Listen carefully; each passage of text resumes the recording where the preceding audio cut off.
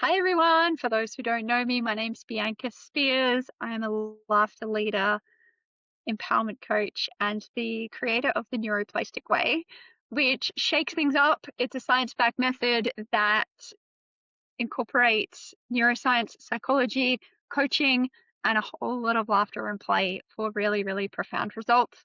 I'm here with Kate Whelan today, which I'm so excited about. And Woo! Kate is you're an amazing human, firstly. We met many moons ago, 2018, and it's just been beautiful to watch your journey. So, for those who don't know, Kate's an educator, an author, an artist, and a facilitator whose work explores boundaries, self-trust, emotional healing, and personal transformation.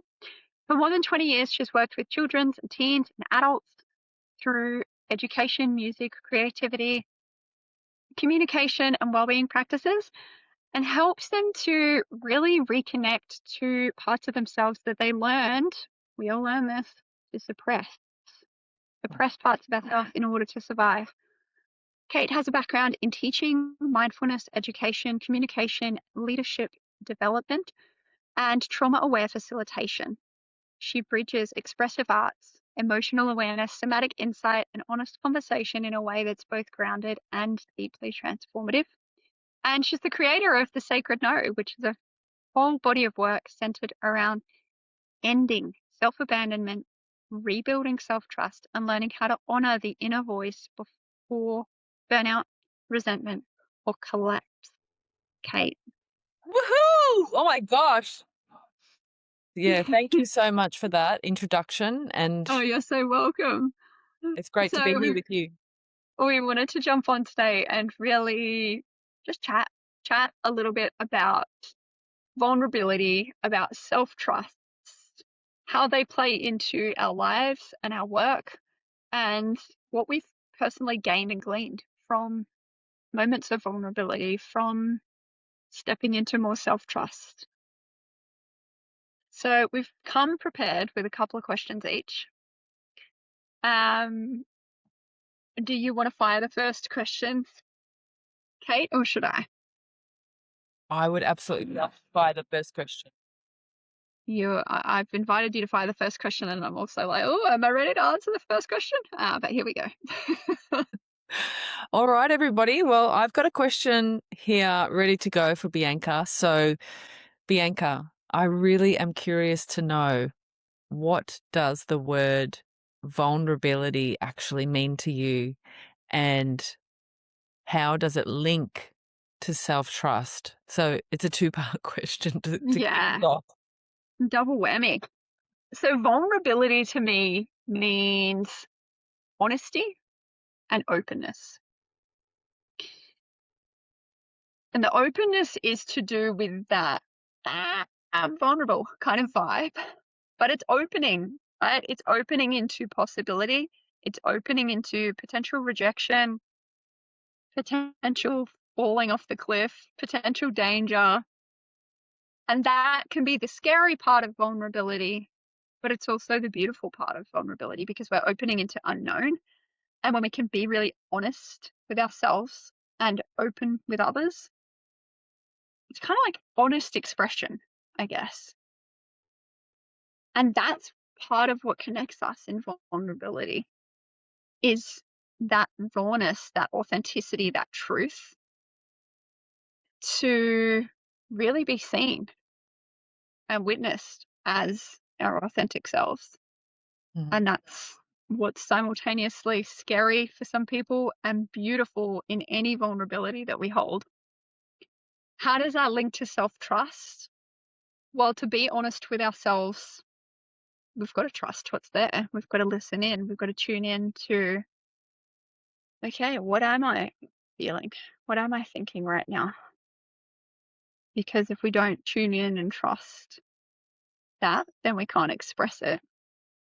Mhm. And then on the flip side of that, we need to trust ourselves in order to express it. I hope that came across right. Like we need to trust it in order to express it, but we also need to trust ourselves and go, this is okay to share. This is okay to be open with. this is okay to be vulnerable with. And I'm going to trust that whatever happens is good, that vulnerability is the right solution here. And trusting yourself that you, no matter what happens, that you can be with it, you can move through it, you can address it. Yeah, so that, yeah, exactly. I'd really love to know your definition. Like, what does vulnerability mean to you? And yeah, where's that link to self-trust? Wow, that's amazing. I really just loved what you shared there. It was just so eloquent and free flowing and spot on. I'm thinking, how am I going to answer I forgot I was answering my own question too. So vulnerability for me is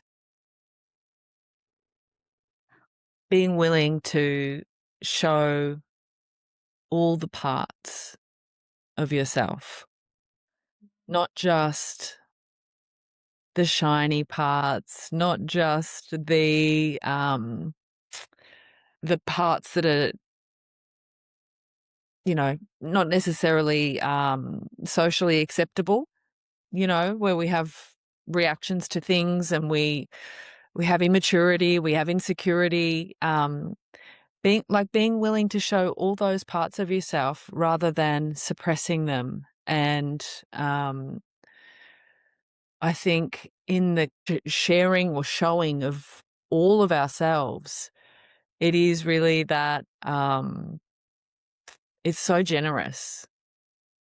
So I'd say vulnerability is incredibly generous because it's basically saying to everybody else who may be hiding or suppressing, hey, we're all the same here. We're all dealing with challenging things, and we've all got amazing things to share and gifts to share. And so vulnerability is really, courage walking, courage talking, and how that links to self-trust for me is I'd say self-trust is having response ability and also free will to choose where you're going to go, how you're going to be, what needs to be said, saying it, and like I added to yours, like trusting that regardless of what happens, regardless of how people respond to you, regardless of how they might react, that you can stay with yourself through all of it. And if something needs to be repaired, you can go back and repair it. Yeah. I want to zoom in on what you just said because you didn't say responsibility, you said response ability. Can you dive into that a little bit more? So the ability to respond rather than react. Yeah. And it's something that years ago, I did a mindfulness facilitator training, and I did 2 in a row actually. And it was a self-paced thing. I'm not usually great with the self-paced learning. Normally I enjoy being around other people, but this was like a follow it yourself and do it yourself type thing. And yeah, just learning about how, and something so simple, like just focusing on the breath in and the breath out, and how incredibly powerful that can be for developing a space in between an event happening. So event happening and your reaction to it or your response to it. But just the more I practice mindfulness, I start to realize that that space grew bigger, and that inside that space, when something was happening, I had an opportunity to go, okay, this doesn't feel great. And I can give myself this space here to choose how I'm going to engage with this situation. Am I going to engage? Am I going to walk away? Am I going to take a few more breaths? Am I going to go outside and spend 20 minutes in the sun before I return to this? Mm. Yeah. Yeah, I love that because I think a lot of the time we're walking around not realizing how reactive we can be if we're in a rush, if we're stressed, which happens all the time in modern life.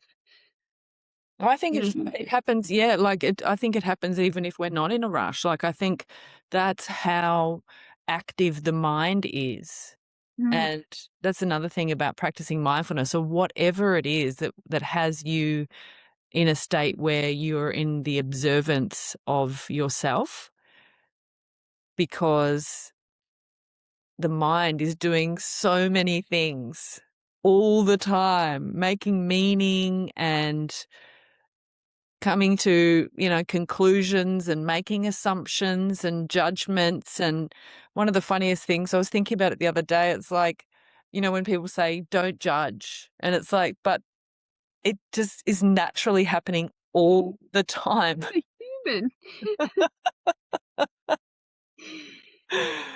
Yeah, I find it very interesting when people say, "I'm not judging." I'm like, one, why are you saying that then? And two, if you're human, it's inbuilt to judge and assess for safety reasons. That's a natural process that we go through, judging what's good, what's not good, what's safe, what's healthy, all the things. I wanna jump in there because, you are a laughter specialist. That's how I think of you, like a laughter specialist, and I am somebody who laughs when things are uncomfortable, and that's been something that I've done throughout my life. And I think the point that you just made is so incredibly important because this is exactly what we're teaching when we say, "Don't judge." We're teaching that suppression, Mm, and okay, you don't wanna judge somebody. I remember growing up and having people saying, "Oh, you don't judge people that are less fortunate than you," or maybe it was don't make fun of them, and but it's like, don't judge, but also, "Oh, that's right, we need that. We need to judge. We need to be able to discern." mm, And so rather than just a blanket, "Stop judging, you're judging me, she's judging me, he's judging me," it's like, no, this is actually what's underneath that is a whole skill set, especially for young people, and that's my passion, that yeah, our young people need. And they're not, a lot of the time, they're not getting it because they're being told not to judge not and they're so being, loud. and yeah, so it's a permission thing too. Yeah, it's definitely a permission thing. And some of the funniest times in my own brain, I I laugh a lot. But I laugh when I find my own thoughts really amusing. And sometimes when I'm feeling judged by other people, I realize pretty quickly I'm judging them for judging me. That makes me laugh. I'm like, look at this little cycle we got going here. How dare she think that? How can she? Well, interesting. Going both ways. Yeah. So interesting, isn't it? Yeah, yeah, I love humans. F- and I love the comedy of that, and I love the self-awareness in that. And yeah, yeah, I would say a segue into, my next question. Is that okay? yeah. Okay. Off the tail end of that, I guess I'm curious about what part does vulnerability and self-trust play in the work that you do Mm, with leaders? yeah. So to fill in those who don't fully understand what I do, which is pretty much everyone. A lot of people who even follow me are like, "What exactly goes on in a session with Bianca?" So in my work, I do a few things. I laugh with groups or individuals in more of a laughter yoga format, let's say. I coach people using the neuroplastic way. So we're laughing, we're playing, we're using somatics, which means bringing us out of our head and into our bodies and being able to then shift what's in the body, what emotions are there, what sensations are there, what blocks are we finding mentally and emotionally on our way to where we're wanting to go. So, in that, there's a lot of vulnerability because we're often using laughter and play, which even just starting out with that. can be scary for some people, can be triggering for some people for a whole host of different reasons, from their past to societal conditioning. I mean, laughing on purpose, people sometimes say it's creepy to just hear someone just laugh and laugh and laugh, or they think they're nutty, right? It's like not socially accepted, not something a lot of people widely practice. I mean, a lot of people around the world do, but day to day in public, general person off the street, not really. So there's a lot of vulnerability in that. And there's a lot of vulnerability in even feeling into your body instead of just staying in your head. Because in your head, you feel like you've got control of things. You can change it. You can reframe it. You can change your mindset. You can shift your perspective. You can to an extent. But when you start to go into the body, you go, "Ooh, what's here and what's that about?" Because I'm not choosing that or controlling that. And that's just there. And now what? What do I want to do with that? Now Bianca's getting me to sit in that for a bit and feel that and expand that and understand that a bit more and then shift it. We don't sit in the shit forever. That's vulnerable. That's inside me. Like, that's not something anyone can see. It's not something that they've necessarily explored before themselves. So that can be really vulnerable as well. And in that, they need to trust themselves to go there, trust me as their guide, to go into those spaces to to experience that internal exploration, to trust themselves to be able to both sit in that and shift that, and then trust me also to guide them through that, so that when we're coming out of a process or out of a session, they're not feeling like violated by the vulnerability. They're feeling empowered by the vulnerability, by the fact that they're like, I was just on a call with a client yesterday and we were kind of recapping and like, what's been good for you? What's been interesting? He said, I've never gone in to sensations in the body before. I've never done that with any coach or therapist or anything. And he said, and that was kind of confronting. But now when I feel it and I think about that situation, he was working on money blocks. And he said, I've never gone into the body before. I've gone back and forth and, affirmations or different things, but never used the body. And I said to him, okay, we did that session about a month ago. Like, real talk right now, think about earning the amount of money you were wanting to earn and feel in your body and be honest with me. Is it still there? And he said, yeah, there's something there, but I don't feel scared of it anymore. It's not taking over me. I feel like I know I'm familiar with it and I know what to do with it now. So he can now trust himself that if that comes up, that restriction in his body when he's thinking about that amount of money that he wants to earn, he's not like, oh, what is this? And it like shut down his whole system. You go, oh, okay, we went into this. I know what this thing is. Hello, friend. And he can also now has the tools to be able to move that. So there's that. And then there's the laughter and play thing, which is a whole nother thing of like vulnerability. Am I looking silly? What is this about? And there's so much science behind the laughter and play, which is why I use them, but also I use them because it's enjoyable. It's like a bonus. It's like a bonus for your mood, your well-being, your ripple effect of energy out in the world.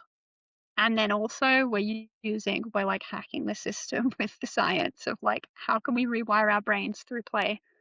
How can we shift and transform, like rewire what we're thinking and feeling about something so that it has changed in our bodies? And like that client, when he came out of that session with the money, he felt completely different. And yes, he's a human. He will return to some of the conditioning around like, oh, can I really earn that amount of money? And that will come back. But now he knows how to use that and shift with it in a different way. So Or he's learned how to be with it as well. yeah, which is vulnerability and self-trust in itself, right? Just being with what's there. Wow. Yeah.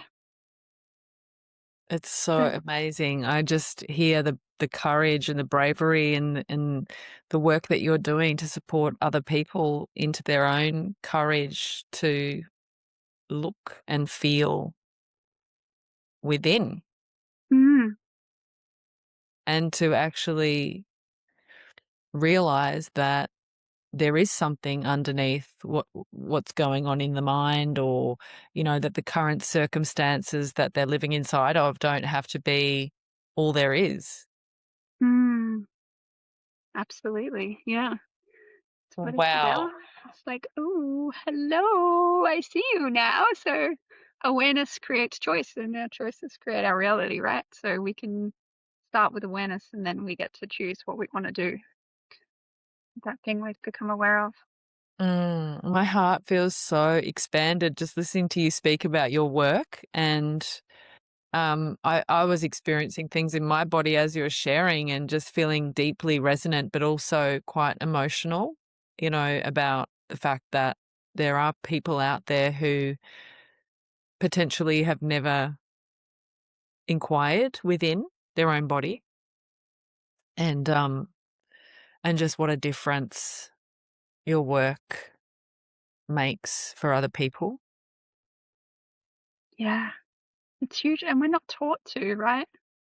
I mean, you've worked in education, you worked in schools. It's like, why are we not taught how to work with our emotions, our bodies, our minds? Things that we're living with for our entire life, regardless of Pythagoras' theorem, regardless of ancient history, regardless of all these other things that we learn and study on and have to do tests on. Why don't we learn about this? Why? Because some adults get to the end of their lives and never know about this either. Right. And if we could start it with children, that would be amazing. Well, it's funny you should mention that because Wow. well, Yeah, go. You tell. I've been working in the education system for the last 20 years and also educating myself outside of the system. But just the other part that resonated with me about your work is just the play and the fun and the enjoyment and the laughter. And because for me, that is where the real learning takes place, and in the freedom and the ease of it. Yeah.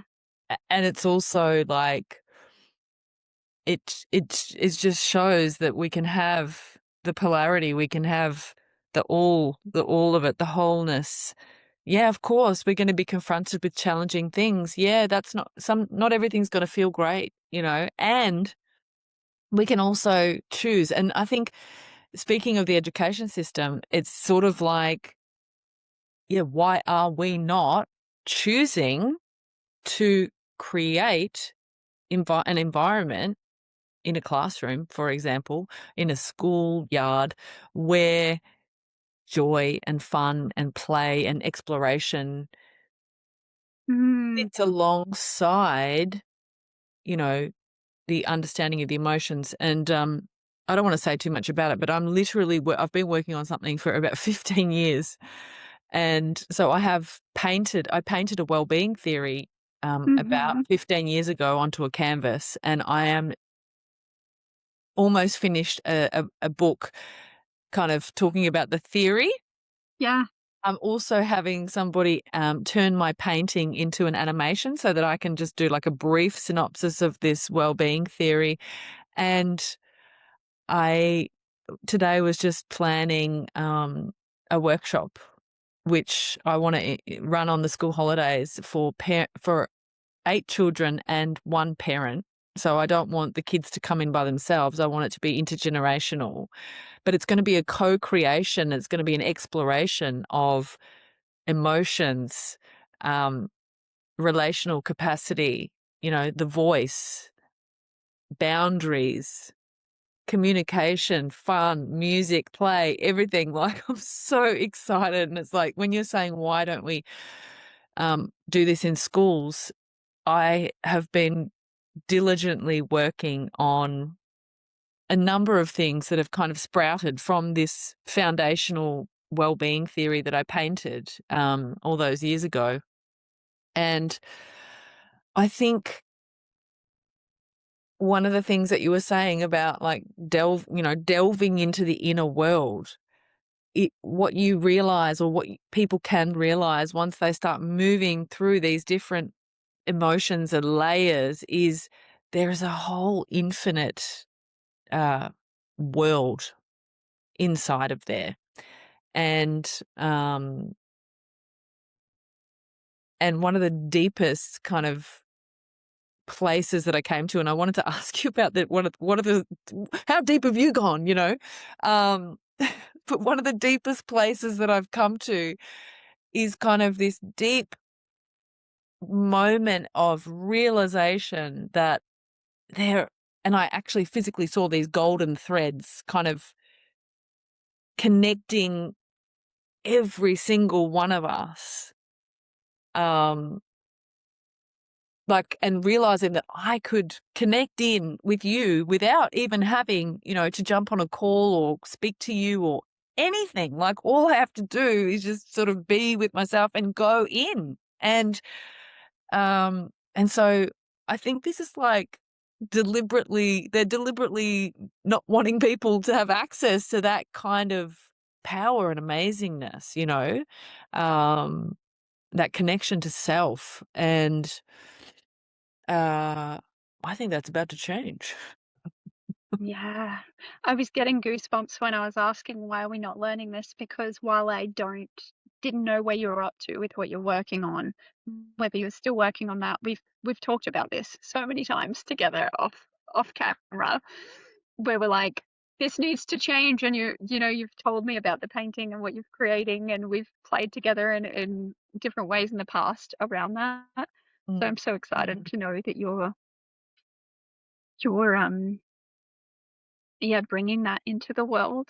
And to touch on what you just shared, I know we were going to try and keep this interview short, and now we're like, oh, we're really getting I have another call in 20 minutes. into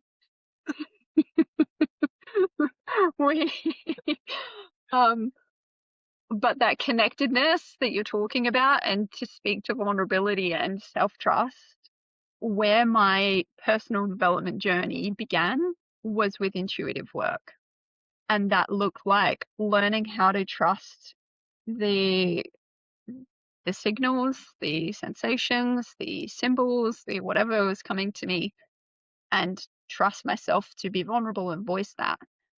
So that came in the form of first with myself, and then in small groups, talking to people about them, telling them about them and their strengths and their struggles and their weaknesses.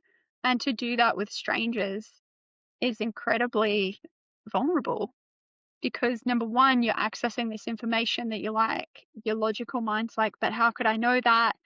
Am I going to offend them? Am I going to upset them? Am I going to trigger something if I say this? There's so much there. And in the first course that I ever used to run, this was a big part of it, and partnering people and getting them to see that, and the level of self-trust that can come from that intuitive work, and tapping into that and going, oh, ooh, there's information here that logically doesn't make sense that I know, but I know it, and it's there, and I can't really explain it, but I have it. Can I trust myself to voice that to another human? Mm. That's really big too. That's a total side tangent, but yeah, we're not taught that. And it's something that's so powerful and so important. Now I'm getting full body goosebumps all over. The vibes are flowing back and forth. So I'm going to jump into my questions now.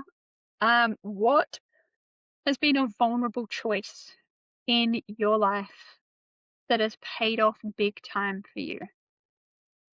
A vulnerable choice that has paid off big time.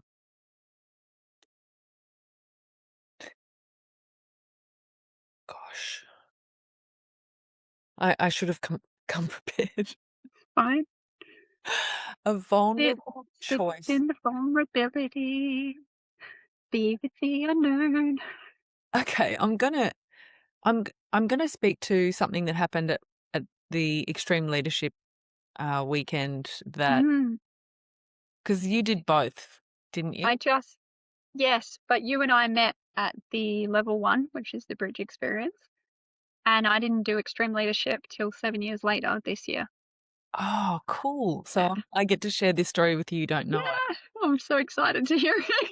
Um, so I had really held back inside the Extreme Leadership Weekend. I just sat back and really observed and watched other people really scrambling for the microphone and putting themselves out the front. And I remember people doing all kinds of strange things, you know, in an attempt to be seen and look at me and, you know, all of that stuff. And I was sort of sitting back judging, going, oh, look at that person and oh gosh. And, you know, but like, how am I ever going to get my hands on the microphone? It's like I was sitting back and waiting for somebody to, you know, and I ended up the leader of my group for that weekend.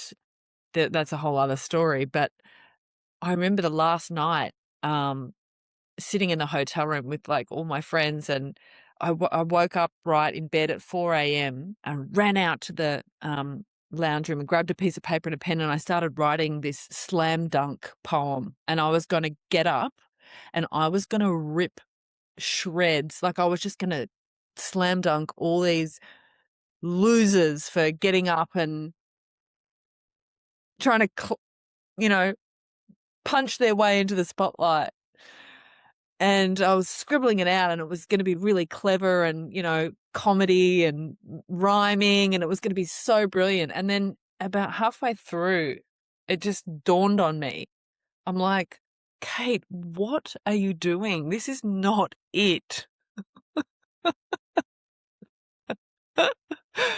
And so the next morning, we all arrive, and I just claim my, you know, moment to get up and speak. And I shared with the group that I had started writing this slam dunk poem and I was about to rip shreds off all of them. And then I talked about vulnerability being like taking a poo in a public toilet. And that, like, it was that feeling of, you know, oh, I've got to put the paper down and don't let anyone hear the splash. And, you know, I did this whole comedy skit about that. And then I said to them, right, now I'm going to share with you, I'm just going to share with you a song that I've written. And I sang the first verse and chorus of this song that I'd written. I did it a cappella in front of the whole room, and everyone literally gave me a standing ovation. The whole room got up and gave me a standing ovation, and I think this has been one of the biggest things for me as a human on the planet, in the world, living my life is I do judge. I do critique other people. I find that if I'm not being vulnerable, if I'm not sharing my gifts, if I'm not stepping into the things that I am authentically here to offer, then I'm over here like, look at those people. You know, it was just such a wonderful moment to sort of realize that, um, yeah. What was the exact line in your question? Like, when have you been vulnerable and it's paid? Yeah. How's it paid off? Yeah. So, I mean, the standing ovation was wonderful and I certainly didn't expect it, but that's another thing that I'm sort of realizing is I'm stepping now into a different era where it's actually nothing to do with being acknowledged and validated by others humans. And we did learn about acknowledgement and validation and how wonderful and crucial and important that is as well as a step, right? Because if you don't have that, if you've never experienced that, then you can't sort of transcend it, I believe. Um, and you know, that I was just talking about it before we jumped on the call. It's like this, the real work that we're here to do has nothing to do with being validated or acknowledged by other people. It's what we have discovered that is there within us to give away. And Yeah, I guess how that's paid off in terms of self-trust, like I wrote The Sacred No and I built um, the funnel for it and launched my book and created all my own ads and honestly the feedback from women that I'm getting um, and the transformation that people have had in literally just buying all the products and jumping on a call, just having one call with me and then boom, they're mm, away. Like even my doctor, she just looked at my website. She read a couple of chapters because I actually asked her to read a couple pre-launch and give me some feedback and stuff. And then instead of actually buying my book, she went and she wrote her own book. Like I rocked up to her office a couple of weeks ago and she's like, "Kate, I've got to show you something." Because in my wow. mind, I'm thinking, I saw her name. I saw that she abandoned cart. Like she went in to actually buy my book and then abandoned cart. And then Yeah, next time I saw her, she has completed her own book. wow. And I'm like, this is what self-trust is about. It's not about going, oh, none of my friends and family have even bought my book. It's, and I have had those thoughts. You're like, "Don't worry, those judgments have been there." But also, I get that my book is for the people that it will do what it will do to Mm, the people that, you know, need that. Like my message is resonating with people and they're not the people that I expected.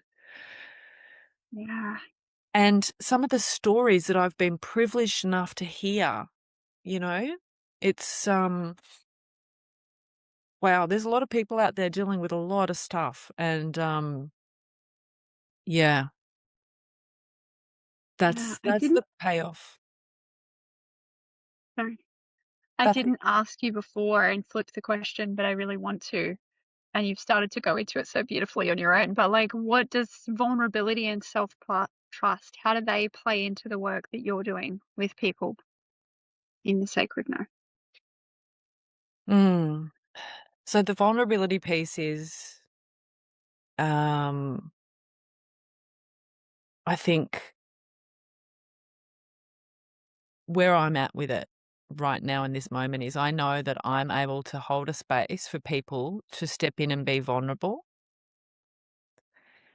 And the self-trust piece is about, I guess, um, the other person really trusting that they can listen to their inner self. They can listen to that sacred inner voice, that sacred where something is right or not right for them.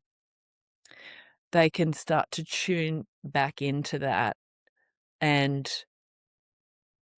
make the choices that they know are right for them, not because I've told them to do anything, but by virtue of the fact that I am being vulnerable in sharing in my work and I'm trusting myself to put my work out there and take all these actions to make that happen. I don't know how I'm doing that. I'm just fumbling my way through, right? But that's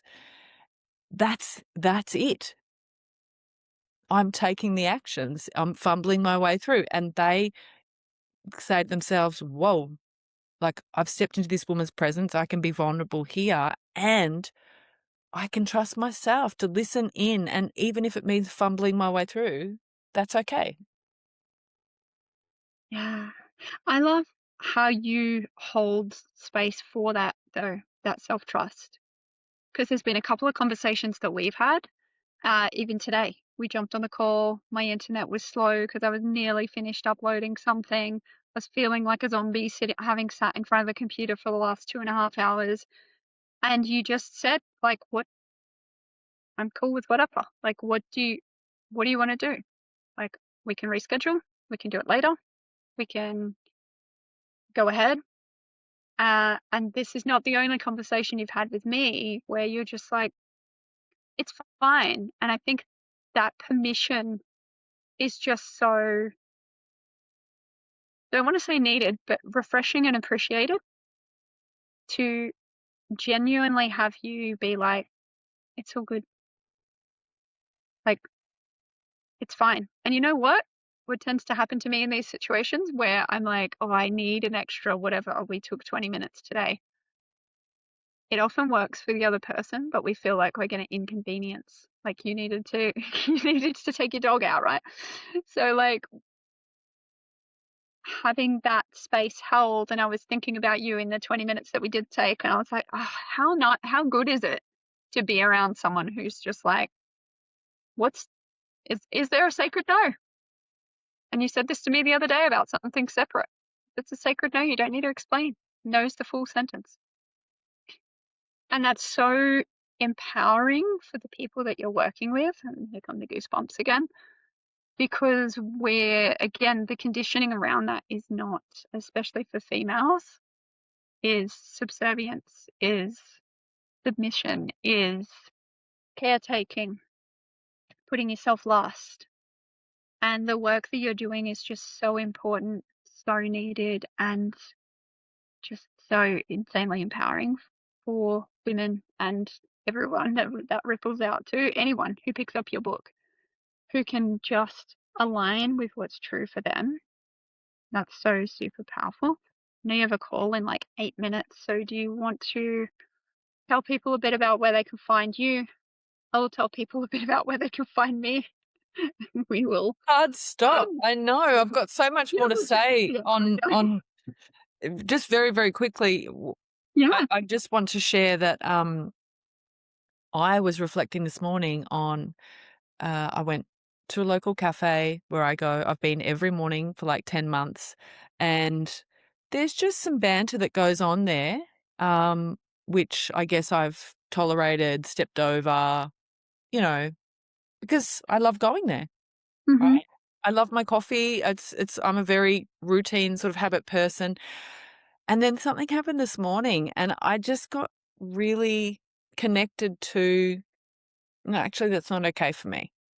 And Mm. just looked at how the familiarity and there'd been named, I'd been called names, I'd been, so this over accommodating, everything's fine. I walked away from there this morning going, how is it that they think that it's okay to speak to me like that, or to just shrug their shoulders when they messed up my order, or to, like, what is it about me that has people feel that way? So, like, it has its light and it has its shadow. Mm.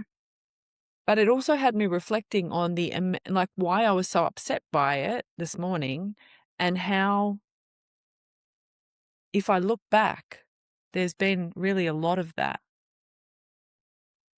throughout the course of my life as a human being, and so I adapted, you know? As Mm-hmm. a woman, I adapted, I put up with, I tolerated, I laughed it off, I joked around, and stepping into my crone era and going through the rite of passage that is menopause, it has really started to land for me how important my role is and our role is as women to activate that sacred no, and to pass that on to the younger generations as a rite of passage for them.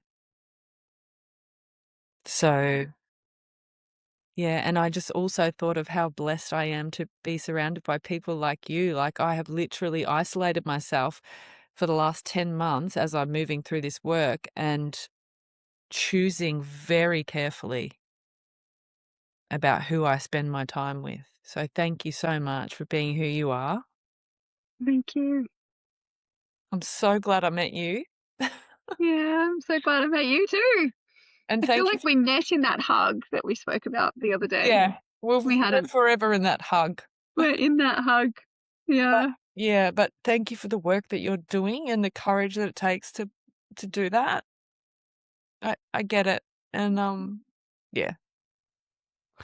I love you, and if people want to reach out to me or see what I'm up to, I have a I have my book on the sacredno.com website, and my email, my other personal website is katewhelan.com.au.